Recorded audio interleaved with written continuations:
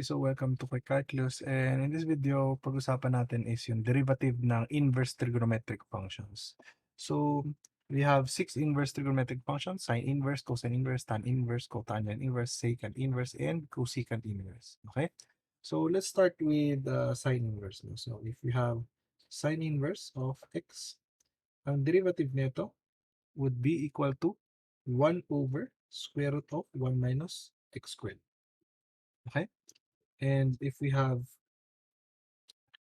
cosine inverse of x, ang derivative nito would be negative 1 over square root of 1 minus x squared. So again, parang yung sa sine lang, yung derivative ng cosine is just the negative. No? So next one is tangent. So if we have an inverse of x, so yung derivative nito is equal to 1 over 1 plus x squared. Okay? And kabaliktaran nito is if we have cotangent inverse of x, ang derivative nito would be negative 1 over 1 plus x squared. So kung mapapansin nyo, negative lang ulit. So ito din, negative lang ulit. Okay? And for secant inverse, so secant inverse of x, ang derivative nito is 1 over x square root of x squared minus 1.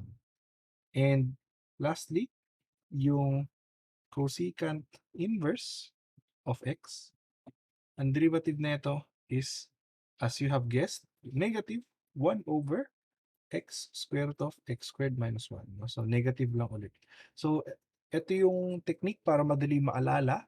So, yung sine inverse is 1 over 1 minus x squared. Tangent inverse is 1 over 1 plus x squared. Secant inverse is 1 over x squared of x squared minus 1. And then yung mga counterparts na lang nila, cosine inverse, cotangent inverse, cosecant inverse ay negative lang no mga sine inverse, tan inverse, and secant inverse respectively. Okay? So, ito yung derivative of inverse trigonometric functions, and see you in the next videos.